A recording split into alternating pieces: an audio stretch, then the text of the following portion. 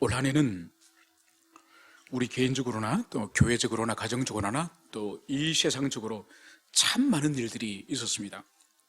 지난 3년간 코로나가 전 세계를 공포 속으로 몰아넣었던 그 일이 올해 들어와서는 이제 거의 마지막 약화되면서 마스크를 전 세계적으로 지금 벗기 시작을 했습니다.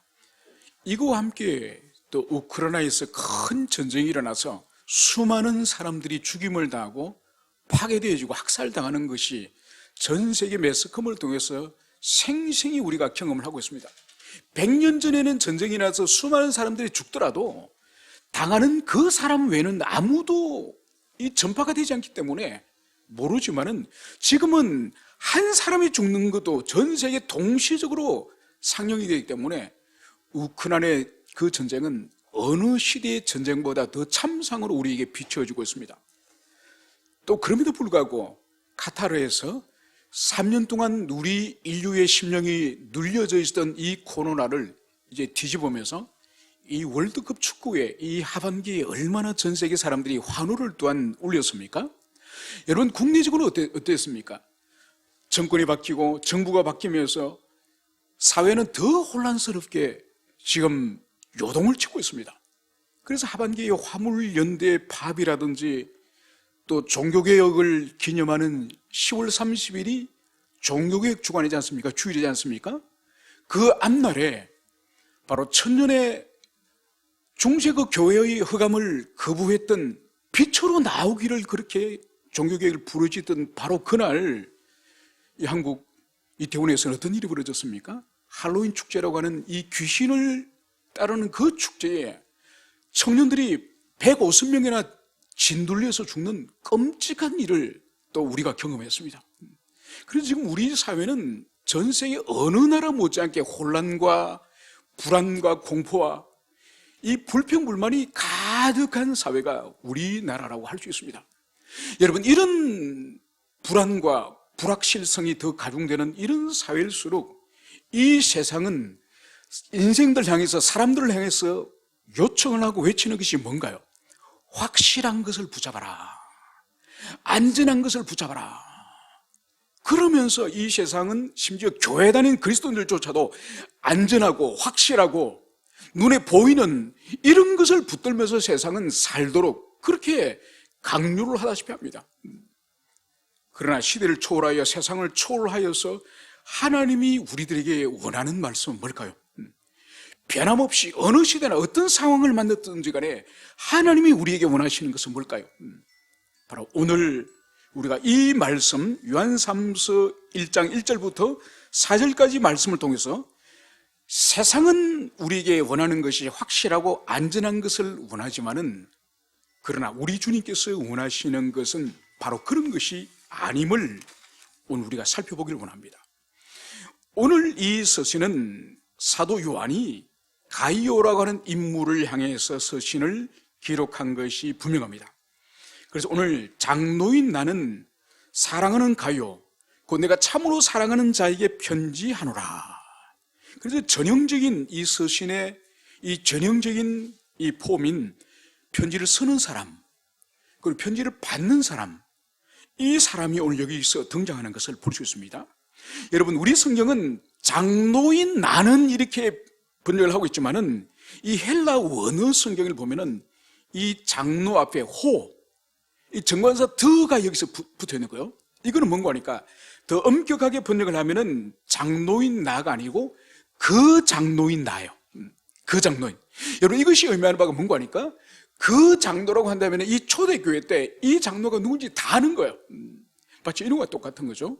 저희 어릴 때는 축구 선수 그러면 제일 먼저 머리에 떠오르는 사람이 누굴까요? 우리 세대는 차범근이에요, 여러분. 요즘은 손흥민 선수지만은 저희 때는 이 아시아의 이 선수가 유럽에 가서 달린다는, 뛴다는 건 이건 상상도 못해요. 70도, 80도 그때는. 그래서 축구하면 차범근. 여러분, 피겨스케이트 하면 누군가요? 김연아죠, 그죠? 이거는 다 우리가 다 아는 겁니다. 여러분, 그것처럼 이 초대교회 때 그 장로님 이러면 제일 먼저 사람들 머리에 사도 요한, 예수님의 제자였고 예수님의 가장 사랑도 많이 받았고 그리고 가장 지금 오랫동안 생존해 있는, 유일하게 생존해 있는, 다른 사도들은 다 일찍 순교를 했지만은 사도 요한은 한 100세 정도까지 살았습니다. 그러니까 얼마나 오랫동안 이 초대교회에 지대한 영향을 이 사도 요한이 미친 거죠. 그래서 서신을 기록하고 요한복음을 기록하고 드디어 66번째의 성경인 요한계시록까지 이 사도 요한이 다 기록을 한 거죠. 그래서 초대교회 때 그 장로님 그러면 사도 요한인 것을 사람들이 다 알 정도로, 그래서 오늘 사도는 그 장로인 나는 그러면서 살아가는 가요, 다시 반복해서 곧 내가 참으로 사랑하는 자에게 편지하노라. 여러분, 이 가요라고 하는 이 인물은 요한에게 얼마나 신뢰와 사랑을 받은 자인고 하니, 한 번 사랑하는 가요 이런 편지를 쓰기도 어렵지만은 거기다가 곧 내가 참으로 사랑하는 자에게, 여러분 얼마나 사랑하고 얼마나 그 사람을 신뢰를 했으면, 그죠? 그래서 자기 목양도 맡기고 영혼도 맡기고 다 사역을 맡길 정도로 이 사도 요한에게 정말로 그러한 신뢰가 가는 사람임을 여기서 볼 수 있습니다.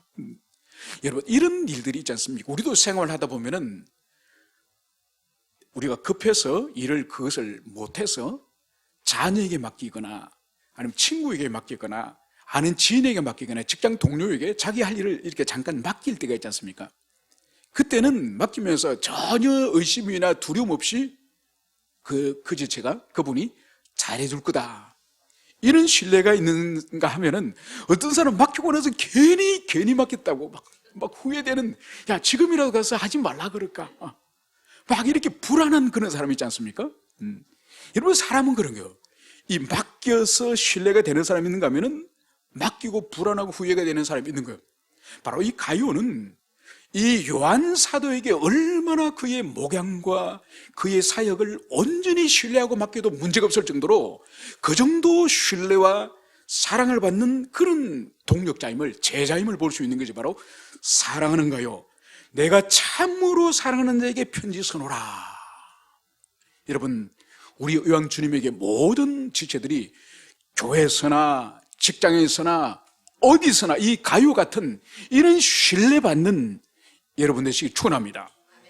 그래서 이 가요를 향해서 오늘 2절에서는 이 사도 요한이 이제 이 축복의 선언이 이렇게 선언하고 있습니다.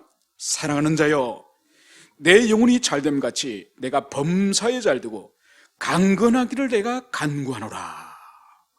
오늘 이 요한 사도는 사랑하는 자여, 요한 사도가 이제 가요를 향해서 부르면서 내가 간구하노라.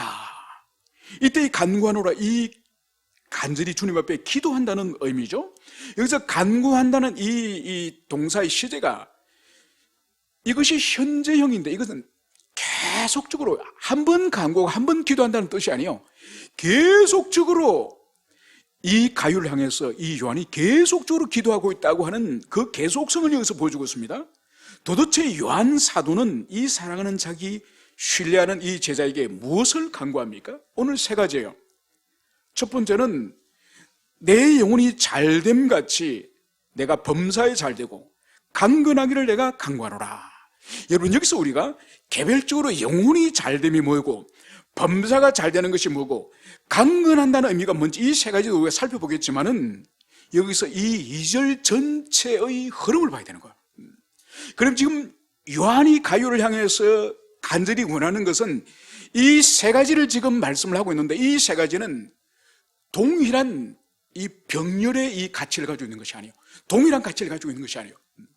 오늘 분명히 사도 요한은 내 영혼이 잘 되는 것처럼, 그리고 네가 하는 모든 손으로 하는 사업들이나 직장생활이나 가정일들이나 이 모든 범사가 잘 되기를 원하고, 그리고 세 번째로는 강건, 즉 굿 헬스, 즉 건강하기를 바란다.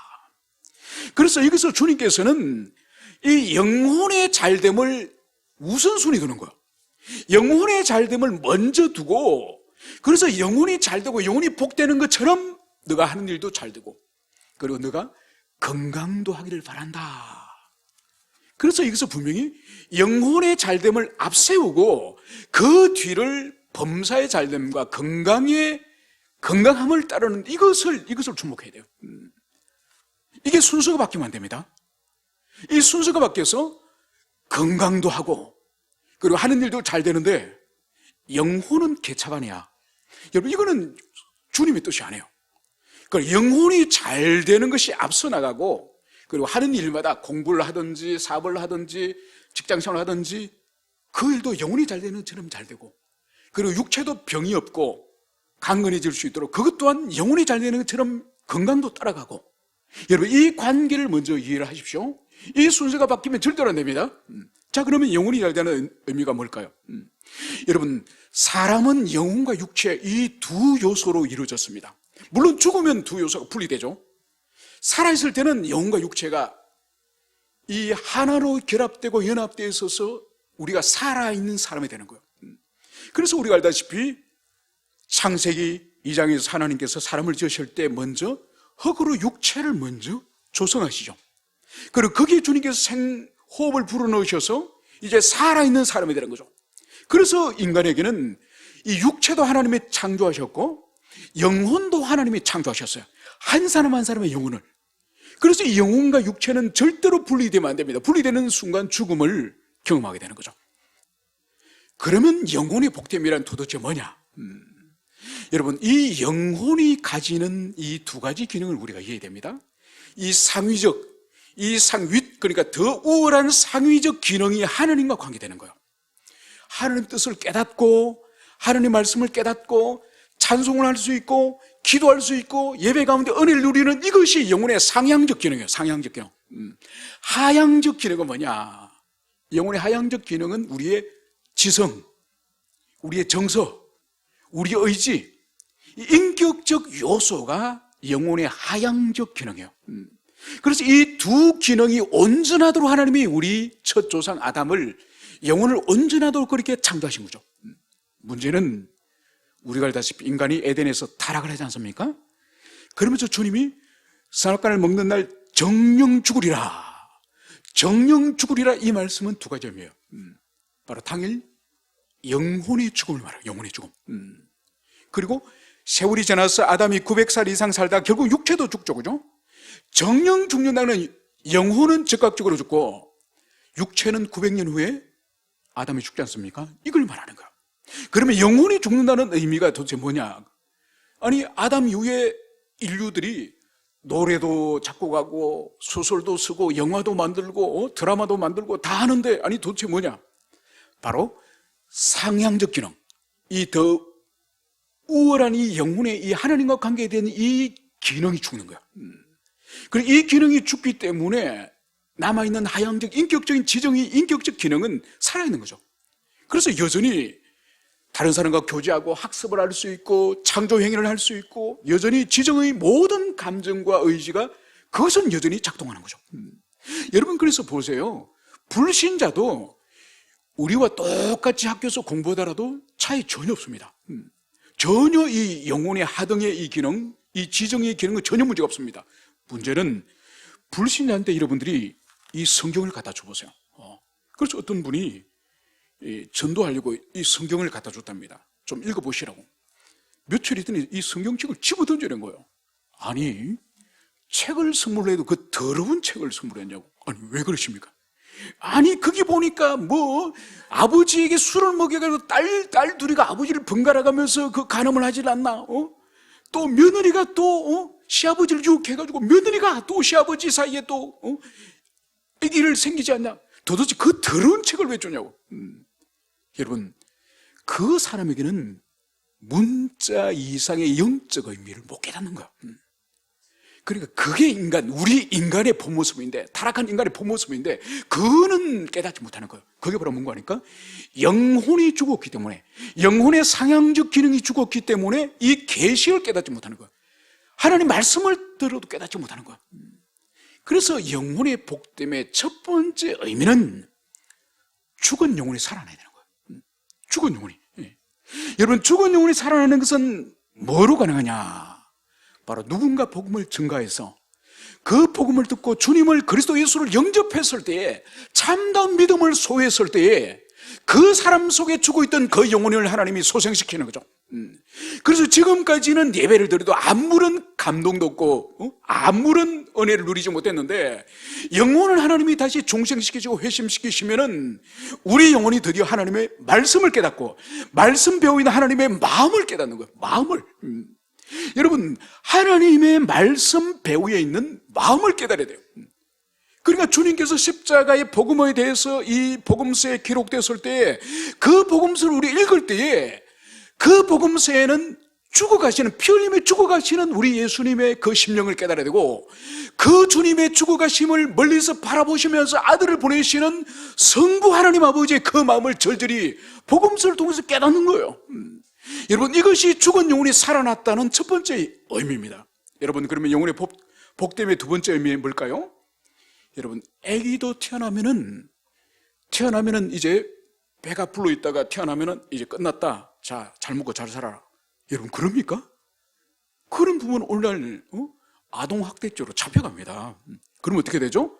목욕시키고 모유를 먹이거나 아니면 젖병을 물리거나 이유식을 먹이거나 얼마나 일이 많은지 몰라요.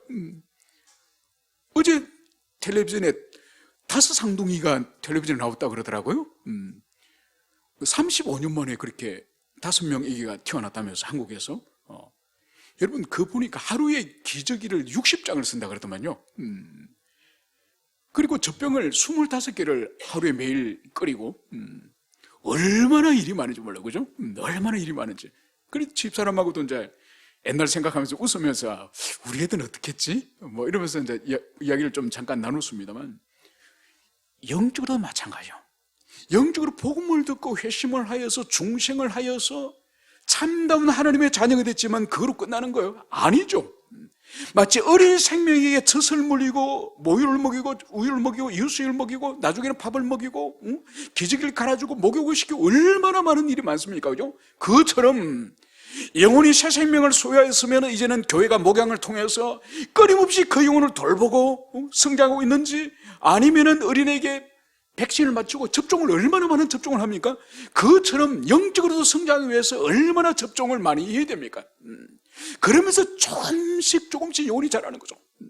여러분, 아기가 며칠 만에 아기가 기어다니고 아기가 벌쩍 뛰어다니고 달려가고 그런 아기 있습니까? 겨우 인간은 여러분, 모든 지상의 동물들 가운데, 생명체 가운데에 가장 발육 상태가 느린, 가장 오랫동안의 어미의 손길이 필요한 존재가 인간이에요. 인간. 여러분, 인간은 자기 밥그릇, 자기 사람 노릇 최소한 20년 키워야 돼요. 20년 키워야 돼요. 여러분, 소나 개는 1년도 안 돼서 새끼를 낳습니다. 새끼를 낳습니다. 여러분, 오늘날은 30은 돼야, 30년은 돌봐야 시집장가 키우고 가려고 할, 그 정도로 인간은 얼마나 많은 손길이 가는지 모릅니다. 여러분, 육체가 그런 것처럼 영혼도 마찬가지예요. 영혼도. 여러분, 영혼은 그럼 언제까지 돌봐야 되느냐? 천국 갈 때까지. 나 집사인데요? 집사도 목욕 받아야 됩니까? 장로인데요? 나 목욕 받아야 됩니까? 나 목사가 됐는데요? 돌봄 받아서 언제까지? 죽을 때까지, 천국 갈 때까지. 여러분, 끊임없이 영혼을 돌보는데 그 돌봄의 본질이 뭐냐? 하나님의 말씀과 성령의 역사라고 하는 이 양식을 먹는 거예요. 그러니까 은혜는 하나님의 말씀과 성령의 역사를 통해서 우리 영혼을 조금씩 자라게 하는 이 자양분, 이 양분을 주는 거예요. 그래서 이 은혜의 양식, 이 성령께서 주시는, 말씀을 상해 주시는 이 양식이 그쳐지면 안 되는 거예요. 여러분, 노인들이 가장 사실 병약하고 면역이 약하고 잘 돌아가시지 않습니까? 작은 병에 걸린데도. 여러분, 노인들이 왜 그렇게 병에 약하고 면역이 약하고 감염되면 잘 돌아가시는지 아십니까? 그 파고 들어가면 원인이 뭔지 아십니까? 못 드시기 때문에 그런 거예요. 소화력이 떨어지고 입맛이 없고, 그래서 결국은 음식을 못 드셔가지고 몸이 쉬약해가지고 결국은 작은 병에도 큰 그런 치명적인 그걸 당해서 돌아가시는 거예요. 여러분, 노인들 중에서도 음식을 아주 잘 드시는 분들이 계세요. 저희 큰집 할머니 같은 경우에는 104세에 돌아가셨는데, 104세에 돌아가셨는데, 그 숙모님은 80세에 돌아가셨어요. 그래서 그 큰집 할머님은 숙모님보다가 약 20년도 오래 사셨어요. 문제는 숙모님보다가 100세가 넘은 할머님이 더 밥을 2공기 드시는 거예요. 그리고 병이 104세까지 병이 없이 돌아가셨다니까요. 병이 없이. 바로 뭔가 육체도 잘 먹으면 연세가 많아도 병이 안 걸려. 그런데 영혼도 마찬가지요. 영혼 중에서 여러분 은혜를 못 누리는 그런 영혼이 힘이 없는 거예요. 영혼이 힘이 없어요, 여러분. 여러분, 그래서 보세요. 이 텔레비전의 다큐에 보면은 이 야생에서 살아가는 이 아프리카 누라든지, 그죠? 이 영양떼라든지, 그죠? 이런 떼들이 확 지나가지 않습니까? 그럼 길목에 이렇게 치타라든지 사자가 웅크리고 있습니다. 그럼 누구를 잡아먹느냐? 제일 뒤에 느린 거. 제일 뒤에 느린 그 짐승이 밥이 되는 거예요. 왜 느릴까요? 제때 먹지 못하고 이 근육이 약하고 미약하니까 여러분 달리지 못해서 넘어지는 거예요. 여러분, 영혼도 똑같습니다. 오늘 가요를 향해서 내 영혼이 잘 되길 원하라. 이거는 뭔가 그러니까 하나님의 은혜를 충분히 섭취해서 영혼이 역동적이고 영혼이 힘차게 주님 앞에 살아가기를 그를 바라는 거예요. 그래서 영혼이 하나님의 은혜를 누리지 못하고 은혜로부터 소외되고 은혜 방편에 참여하는 것이 약화되면은 결국은 아프리카 영양떼나 누떼 중에서 연약한 것이 치타와 사자에게 잡아먹히듯이 바로 그 영혼이 하나님께 이제 노임을 받고 바로 사탄의 아가리 속으로 들어가는 그런 일이 일어날 수 있기 때문에 오늘 이 요한은 영혼이 잘 되길 바란다, 이 말씀을 여기서 하고 있습니다. 그래서 영혼이 잘 되는 비결은 다른 것이 아니에요. 영혼은 하나님의 은혜를 통해서 강건해지고 은혜를 통해서 양식을 먹는 거기 때문에 그것은 바로 은혜의 방편에 잘 참석하는 거예요. 은혜의 방편. 그래서 은혜의 방편은 2가지지 않습니까? 3가지 또는 2가지로 말하죠. 첫 번째는 하나님의 말씀이에요. 기록된 이 성경 말씀, 이 성경 말씀과 보이는 말씀인 성례. 여러분, 성례가 얼마나 큰 하나님의 은혜의 방편인지 몰라요? 성례 의미를 모르고 참여하니까 그냥 빵 한 조각 잔 한 잔을 마시지만 그게 아니에요. 은혜의 방편 중에 이 성례 또한 보이는 말씀이에요. 이 성경책은 기록된 말씀이에요. 2개 다 하나님의 말씀이에요. 그리고 또 하나는 바로 기도 생활이죠. 그래서 여러분, 우리가 함께 공동체적으로 새벽에 말씀을 나누고 또 기도 생활을 우리가 함께 또 음악을 켜주면서 하지 않습니까? 그죠? 거기에 바로 말씀과 기도가 있는 그 현장이 바로 은혜가 부어지는 현장이에요. 그래서 은혜는 여러분, 아무리 비싼 해외여행을 가보세요. 유럽을 한 달 동안 여러분 돌고 보세요. 거기에 은혜가 있는 것이 아니에요. 여러분, 전신 마사지 한번 120만 하는 전신 마사지 한번 받고 몸이 개운해져 보세요. 거기 은혜 있어요. 거기는 은혜가 있는 것이 아니에요. 은혜는 오직 하나님의 말씀과 기도를 통해서 하나님의 은혜를 주시는 거예요. 그래서 여기서 영혼이 잘됨이라고 하는 이 본질 지름길은 여러분들이 부지런히 하나님의 말씀에 참여하고 기도에 참여하는 그것이 바로 여러분의 영혼의 잘됨의 본질이라는 것을 여러분들이 가슴에 새기시길 바랍니다. 이어서 이제 범사가 잘되고, 여러분, 영혼을 하나님께서 그 사람을 강건하게 하고 그 사람의 영혼이 항상 깨어서 하나님의 뜻을 깨닫고 주님께서 우리 인생을 향해 주시는 그런 뜻을 깨달으면 우리가 어떤 판단을 하고 어떤 일을 결정하고 어떤 일을 도모함에 있어서 주님께서 지혜를 주세요. 그러니까 범사도 주님께서 당연히 그 일을 주님께서 형통케 하시는 것을 볼 수 있죠. 그리고 3번째로 여기서 강건이라고 번역이 되지만 이 건강을 말하는 거예요. 여러분, 하나님은 우리 인생들이 건강하기를 당연히 바라겠죠. 여러분, 그러면은 우리 몸을 주님이 지으실 때의 육체를 향한 하나님의 질서가 있습니다. 예를 든다면 밤에는 하나님이 우리를 자도록 지으셨습니다. 그리고 낮에는 열심히 일하도록. 이게 하나님께서 원래 우리에게 이 물리적 세계와 육체 세계를 주시는 이 질서예요. 여러분, 이 질서가 바뀌면 안 됩니다. 물론 바뀌어서 일할 수밖에 없는 그런 경우도 간혹 있을 수 있지만은 이게 지속되면은 이거는 창조 질서를 거스르는 때문에 이거는 건강할 수가 없습니다. 그리고 주님이 주시는 이 육체와 물리적인 세계에 관한 이 많은 이 질서들을 항상 우리가 존중을 해야 되는 거죠. 그래서 지나치게 탐욕을 부리면서 과식을 하면 안 되는 거죠. 그리고 밤에 함부로 먹어서 안 되는 거예요. 왜냐하면 밤은 안식을 하는 시간이지 않습니까? 안식을 하면서 이 위장에게는 안식을 안 시키는 거죠. 막 실컷 먹여가지고 잠을 자면은. 여러분, 그러면은 우리의 정신은 잠드는 것 같은데 이 위장이나 간이나 이 다른 장기에게는 계속 밤새도록 일을 시키는 거죠. 그리고 아침에 또 먹는 거죠. 그러면은 이 위장도 정신과 이 내면 세계가 안식을 취할 때에 우리 몸 전체가 안식을 취해야 되는데 그걸 무시하고 함부로 밤에 먹어가지고 육체를 혼란스럽게 만들어서는 건강할 수가 없는 거죠. 그래서 우리가 하나님이 사람을 지으시 이 창조 질서를 잘 존중하는 것은 우리 육체의 건강에 매우 중요함을 우리는 상식적으로 알고 있어야 됩니다. 그래서 보세요. 오늘 이 요한이 제자를 향해서 간절히 기도하는 것은 내 영혼이 먼저 잘 되고 내 영혼이 앞서서 그것이 형통하고 그러고 나서 내가 하는 범사도 잘 되고 너의 건강도 하기를 내가 바라노라. 이 순서로 주님께서 오늘 요한을 통해서 오늘 축복하고 있다는 이것을 여러분들이 가슴에 새기시길 바랍니다. 그러면서 이제 오늘 3절에서는 형제들이 와서 내게 있는 진리를 정언하되 내가 진리 안에서 행한다 하니 내가 심히 기뻐하노라. 이 사도 요한에게서 이 형제들이 온 거, 이 형제는 이 순회 전도자를 말합니다. 이 순회 전도자들이 바로 가이오가 있는 이 교회에 가서 가이오와 관계되어지는 사람들에게 가이오에 관한 소식을 들은 거예요.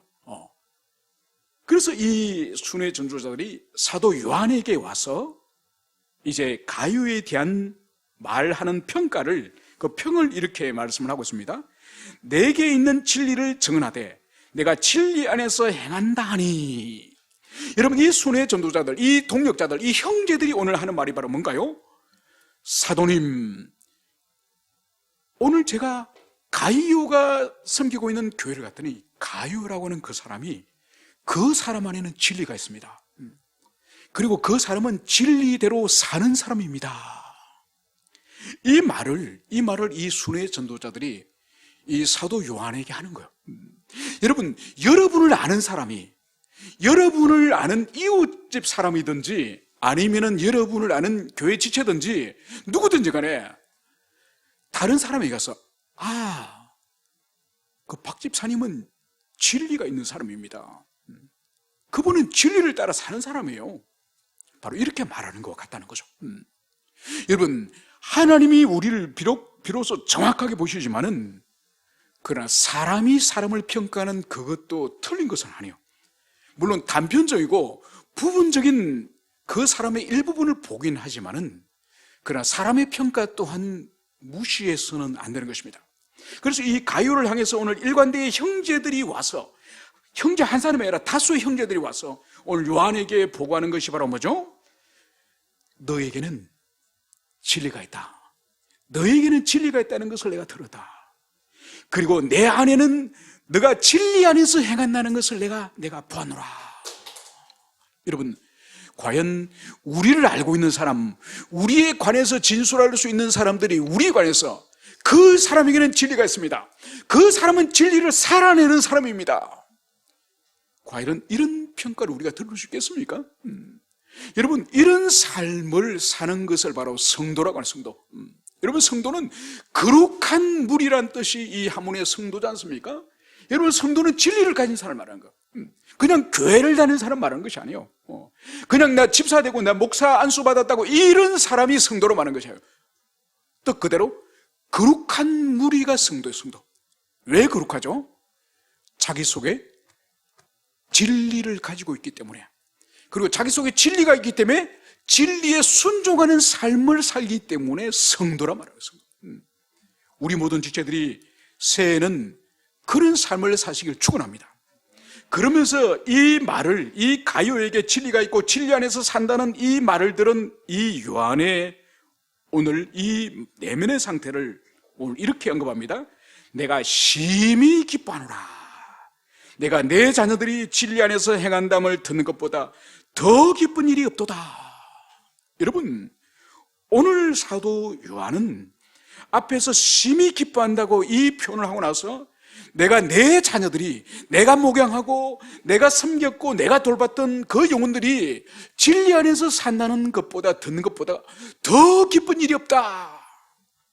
여러분, 오늘 이 요한의 이 기쁨은 1차적으로는 요한 자신의 목자로서의 기쁨이지만은, 그러나 궁극적으로는 이것은 삼위 하나님께서 자기의 자녀들, 자기의 백성들을 향해서 보실 때에 하나님의 기쁨이라는 이것을 우리가 이해해야 됩니다. 여러분, 하나님은 뭔가 부족한 것이 있을까요? 하나님은 돈이 부족해요? 하나님 우리에게 헌금하라는 것은 하나님 용돈 달라고 그렇게 헌금하라 그러면 그게 아니에요. 우리의 신앙 고백이에요. 헌금 생활은 신앙 고백 생활이에요. 그래서 하나님이 모든 것을 다 주셨지만은 다 주신 것을 고백하는 것이 그 부분의 일부분을 주님께로 돌려드리는 것이 이것이 헌금 생활이에요. 하나님 부족해서가 아니에요. 바로 우리의 신앙과 우리 내면의 복됨을 위해서, 그리고 우리 공동체의 복됨을 위해서 헌금 생활을 하는 거예요. 하나님은 아무것도 부족한 것이 없어요. 물질도 부족한 것이 없고, 여러분, 우리가 하나님께 뭔가를 보태드리고 우리가 뭔가를 더 잘해드리면 하나님이 또 온전해진 하나님이 되고, 우리가 주님 앞에 잘못 살면 주님이 좀 부족한 하나님이 되는 분이 아니에요. 그분은 부족한 것이 없는 분이에요. 여러분, 그래서 하나님은 우리가 직장에서 높이 승진해서, 아니면 좋은 직장으로 가서 연봉이 몇 억이 되거나, 아니면 우리가 25평짜리 작은 아파트 살다가 70평짜리 타워 팰리스로 이사를 가거나, 아니면 구닥다리 자동차를 끌고 다녀 벤츠를 바꾸거나, 하나님은 관심이 없어요. 하나님을 놀라게 할 일이 아니에요, 이런 거는. 왜냐하면 주님은 우주와 이 만물의 주인이시고 이 만유의 이 주님이시기 때문에 그것은 하나님에게 아무런 감동이 되지 못해요. 그러면 하나님을 창세 이후로, 아담 이후로 지금까지 하나님이 계속적으로 마음을 졸이면서 우리에게 기도하는 바가 뭘까요? 바로 하나님의 뜻에 순종하는, 그래서 진리를 소유하고 진리를 따라서, 하나님의 말씀이 진리지 않습니까? 그 진리를 순종하는 그 일을 하나님이 가장 기뻐하는 거예요. 여러분, 왜 우리 첫 조상 아담이 하나님께로부터 이제 심판을 받고 그가 저주 속에 떨어졌습니까? 하나님의 말씀에 순종하지 않아요. 진리를 그가 순종하지 않았기 때문에. 여러분, 그래서 아담 이후로 인간이 타락한 이후에 하나님이 계속적으로 우리의 원하는 다른 게 아니에요. 너희들이 진리를 소유하라, 그리고 진리에 순종하라. 하나님은 오직 이거로 감동을 받으시고 이것을 가장 기뻐하시는 분인 그것을 여러분들이 가슴에 새기시길 바랍니다. 그래서 오늘 사도 요한은 내가 내 자녀들이 진리 안에서 행한담을 듣는 것보다 더 기쁜 일이 없다. 여러분, 이것은 더 기쁜 일이 없다, 이것은 사도 요한의 감동을 말하는 것이 아니에요. 그 배후에 이 사도 요한에게 이것을 기록하게 하신 이 삼위일체 하나님, 이 하나님이 너희들이 진리 안에서 진리를 사는 것보다 더 기쁜 일이 없다. 이게 주님의 말씀, 주님의 마음이에요, 여러분. 그래서 여러분, 이 진리를 따라 살아가는 이 삶은 영혼이 잘되지 않고 영혼이 복되지 않고 절대로 이 일이 불가능한 거예요. 여러분, 이것은 아담 이후로 지금까지 수천 년 동안, 그 긴 세월 동안 하나님이 세상 끝날까지 영원히 바라시는 것은 바로 우리 영혼이 잘되고 우리 영혼이 복되고, 그래서 하나님의 그 계시의 말씀, 진리를 순종하는, 진리에 순종하는 그 삶을 지금도 바라는 거예요. 여러분, 이것을 바르게 깨닫지 못한 사람들이 얼마나 세상 가운데뿐만 아니라 교회 안에도 많은지 몰라요. 우리 예수님이 이것을 정확하게 쉽게 이렇게 가르쳐 주시죠. 먼저 그의 나라와 의를 구하라, 그러면 이 모든 것을 너에게 더해 주시리라. 여러분, 우리 영혼이 먼저 그의 나라와 의를 구하는 이것이 영혼이 복되지 않고는 절대로 그 일을 할 수 없습니다. 그래서 오로지 우리의 존재와 삶의 방향성이 바로 하나님의 나라와 그분의 의가 이루어지는, 이것은 여러분, 우리가 다른 삶의 어떤 부자가 되거나 권세자가 되거나 이거로 할 수 있는 것이 아니라 영혼의 복됨을 통해서 먼저 그의 나라와 의를 구할 수 있는 거예요. 그래서 가장 가난한 사람도, 가장 무기력한 사람도, 병상에 놓이는 어쩌면 이 치매가 걸린 그런 어르신들도 할 수 있는 것이 먼저 그의 나라와 의를 구하는 거예요. 그리고 그런 분들도 영혼의 복되면 그것은 누구든지 할 수 있는 거예요.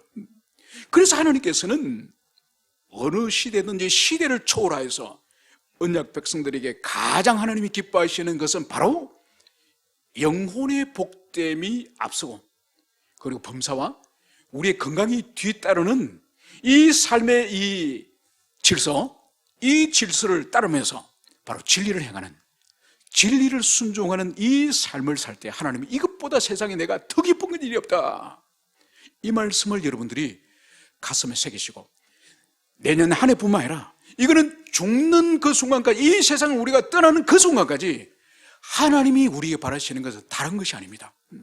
바로 진리 안에서 사는, 그것이 아버지의 영원한 우리를 향한 소원이다. 이것을 여러분들이 가슴 깊이 새기시길 축원합니다. 함께 우리 기도하시겠습니다.